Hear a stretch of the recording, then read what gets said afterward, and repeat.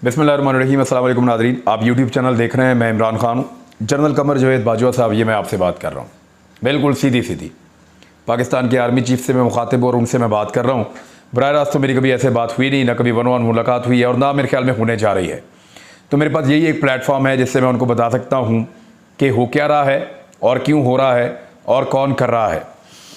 एक तो मैं हक़ाइक़ आपके सामने रख दूँ कि मेरा ये मानना है कि पाकिस्तान में रजीम चेंज ऑपरेशन हुआ है। मेरा ये मानना है कि पाकिस्तान के इदारों ने और इस्टेब्लिशमेंट ने अपना हमेशा की तरह का रोल प्ले किया है।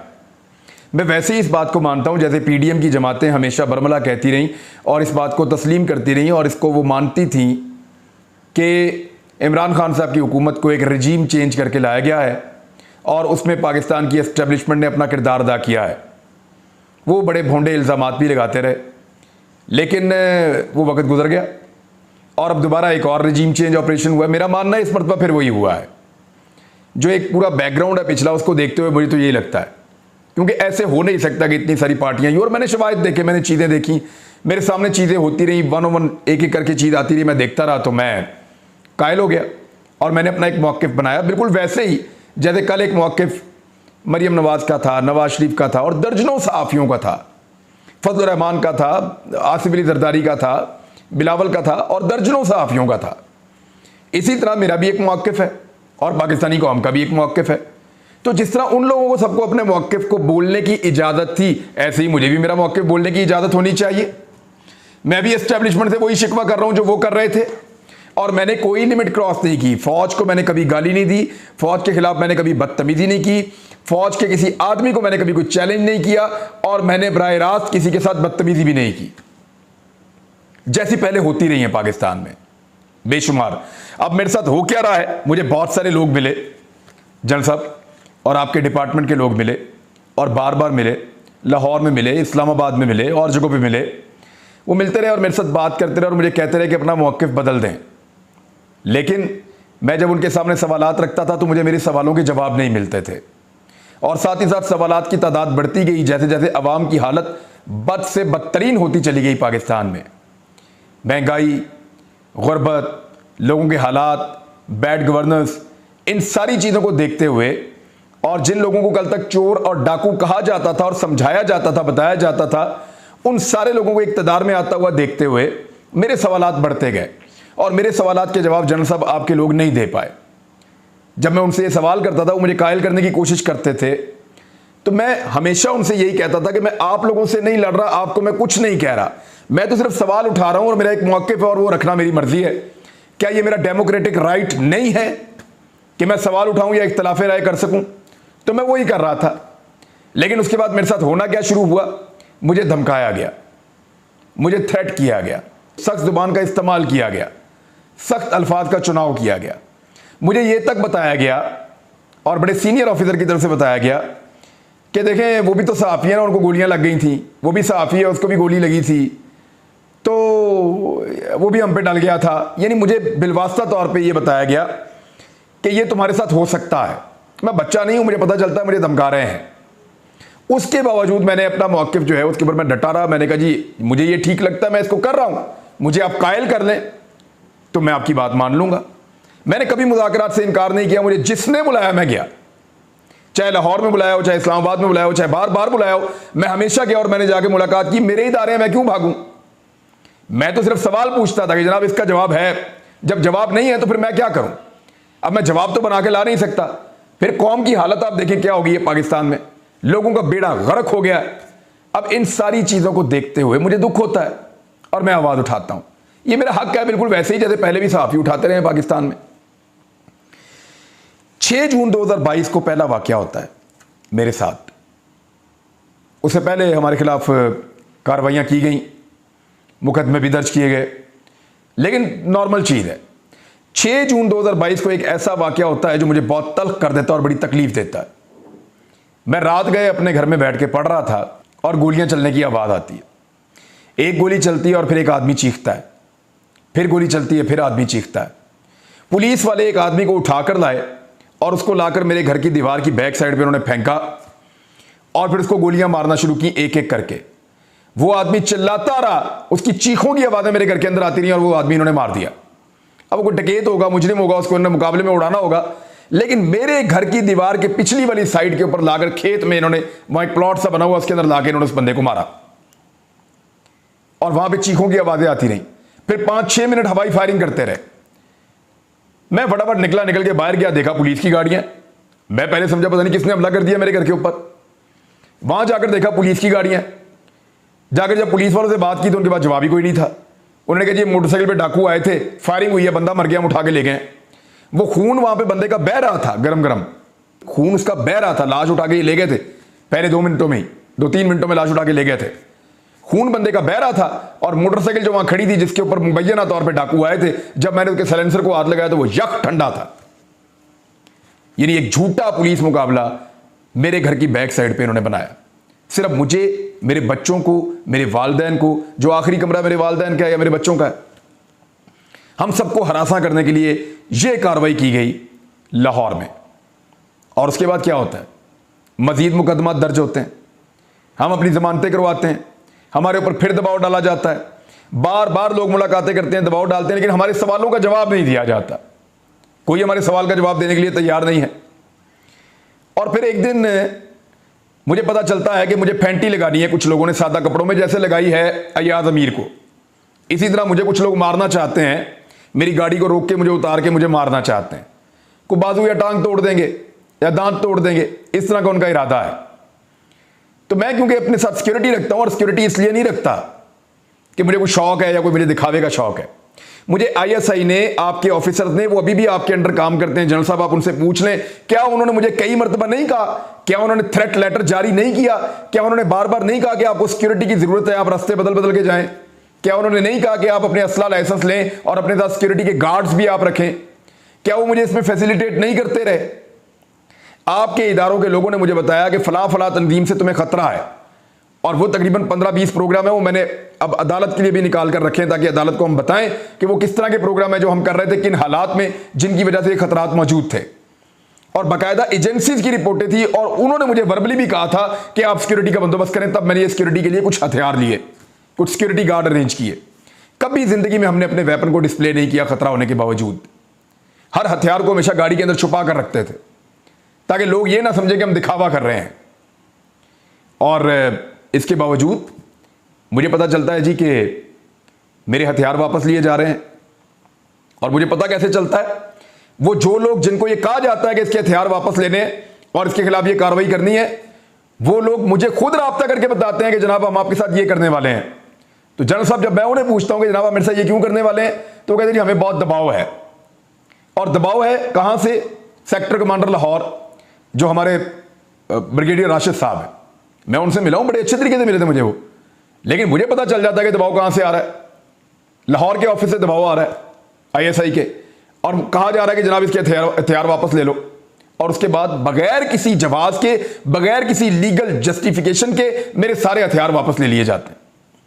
मुझे निहत्था कर दिया जाता है ताकि इसको फैंटी लगाई जा सके। पुलिस आती है, मुझे लेटर दिखाती है, मेरे हथियार देती है, चली जाती है। अब मेरे सिक्योरिटी वालों के पास हथियार मौजूद नहीं है। मेरे पास एक गाड़ी है जो मैंने तकरीबन 6 महीने की इंक्वायरी भुगतने के बाद वो लाइसेंस लिया था, और मेरे पास नहीं है जनरल साहब, बहुत सारे लोगों के पास है। आपके बेशुमार ऑफिसर्स के पास भी है बुलेट प्रूफ गाड़ियां, बहुत सारे सहाफियों के पास भी है बुलेट प्रूफ गाड़ियां, और बहुत सारे बेशुमार पॉलिटिशियंस के पास भी है बुलेट प्रूफ गाड़ियां। और इवन आपने बहुत सारे ऐसे लोगों को भी दी हुई है जिनको गैर जरूरी है। तो मुझे बाकायदा कहा गया था कि आपकी सिक्योरिटी, आपकी जान को खतरा है।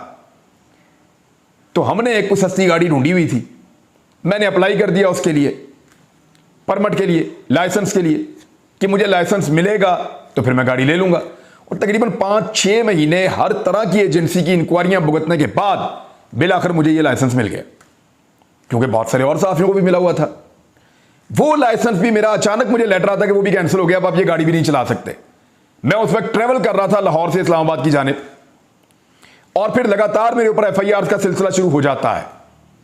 1, 2, 3, 4, 5, 6, 7, 8, 17 एफआईआर जो हैं वो 24 घंटे के अंदर अंदर जनरल साहब मेरे खिलाफ कटवा दी गई पूरे के पूरे पंजाब के अंदर। और ये ज्यादातर एफआईआर का कंटेंट एक ही है, एक ही तरह के लफ्ज लिखे हुए हैं। सुप्रीम कोर्ट का यह ऑर्डर है कि एक बकुए की ज्यादा एफआईआर नहीं हो सकती, एक ही तरह का कंटेंट है, हर शहर के अंदर मेरे ऊपर एफआईआर कटवाई जा रही हैं और मुझे ये पता चलता है पुलिस से कि हमारे ऊपर बहुत दबाव है, हमें एफआईआर देना पड़ेगी और अगेन वही ऑफिस। तो जल साहब मैं तो आपको मिला भी हूं सहाफियों के साथ आकर, मैंने तो आप में ऐसी कोई चीज नहीं देखी, हम तो सिर्फ सवाल उठा रहे हैं। तो क्या ये हमारा हक नहीं है? उस दौर में भी सहाफी सवाल उठा रहे थे, वो उनका हक था, आज हम उठा रहे हैं, हमारा हक है। लेकिन 17 एफआईआर मेरे ऊपर ये दे दी, 3 पहले 20 एफआईआर मेरे ऊपर हो गई। चले ये भी ठीक है। इसके बाद मुझे एफबीआर के नोटिस आते हैं, मैं उनके दफ्तर में जाता हूं, जाकर उनके सामने बैठता हूं, बैठ के कहता हूं जनाब बताएं क्यों नोटिस आए। वो मुझे कहते हैं जनाब आपको भी पता है कि आपको नोटिस क्यों आए, तो आप जाएं जाके वहां पे जो दफ्तर जहां पे आपका मामला है ना, वहां पे अपना मामला हल करें, अपना मौक़िफ़ आप ठीक करें, अदरवाइज फिर आपको ये भुगतने पड़ेंगे। वो मेरे साथ सेल्फियां बनाते हैं, तस्वीरें बनाते हैं कि आपका मौक़िफ़ ठीक है, लेकिन आप ये जानते हैं ना खान साहब आपको ये क्यों आए हैं ये नोटिस एफबीआर के।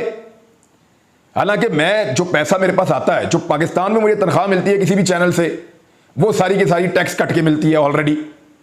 अगर 15 लाख टैक्स कटना है तो वो कट जाएगा, 10 लाख कटना है तो वो कट जाएगा, जितना कटना है वो चैनल से कट के मुझे तनख्वाह मिलती है। जो बाहर से यूट्यूब के पैसे आते हैं वो तो सारी बैरूनी इनकम है, और उसके ऊपर जो टैक्स कटता है वो बैंक के अंदर मैं कटवा देता हूं, एडवांस टैक्स कटवा देता हूं मैं। अब वहां पे मुझे कहा गया नहीं जी नहीं, ये सारे पैसे हमने बंद कर देने आपके ले लेने, और मुझे नोटिस भेजना शुरू कर दिया एफबीआर ने। मेरे साथ बात करते हैं तो शर्मिंदा होते हैं, मुझे कहते हैं जी हमारा कसूर नहीं है, आप भी जानते हैं क्या हो रहा है, और नोटिस भी मुझे भेजते हैं ताकि मैं बार बार उनके दफ्तरों के चक्कर लगाऊं।